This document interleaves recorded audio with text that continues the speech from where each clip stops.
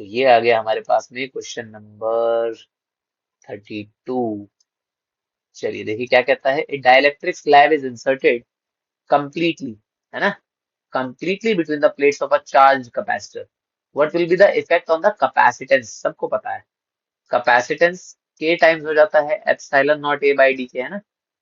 के टाइम्स अगर fully filled है, जैसा इसने बोला भी, तो कैपेसिटेंस बढ़ गया, कैपेसिटेंस इंक्रीजेस। और कोई ऑप्शन है जो कहीं इंक्रीजेस, रिमेन अनचेंज नहीं, डिक्रीजेस मतलब ही नहीं, कैपेसिटर बिकम्स कंप्लीटली डिस्चार्ज, ऐसा क्यों होगा।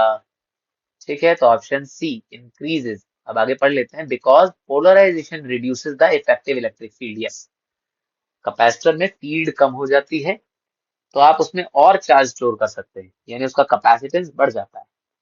Under which of the following conditions does a material fail to obey Ohm's law.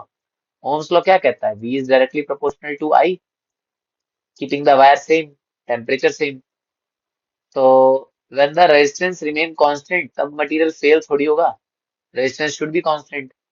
Temperature fix होगा तब तो ये काम करेगा ही करेगा, है ना। फेल की बात कर रहा है। व्हेन करंट वेरीज लीनियरली, ये लीनियर वेरिएशन ही तो ओम्स लॉ है।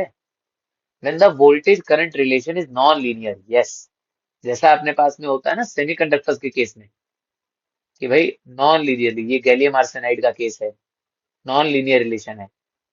ठीक है, ओके, नॉन लीनियर रिलेशन, ये गैलियम आर्सेनाइड यहाँ फॉलो नहीं होता ओम्स लॉ।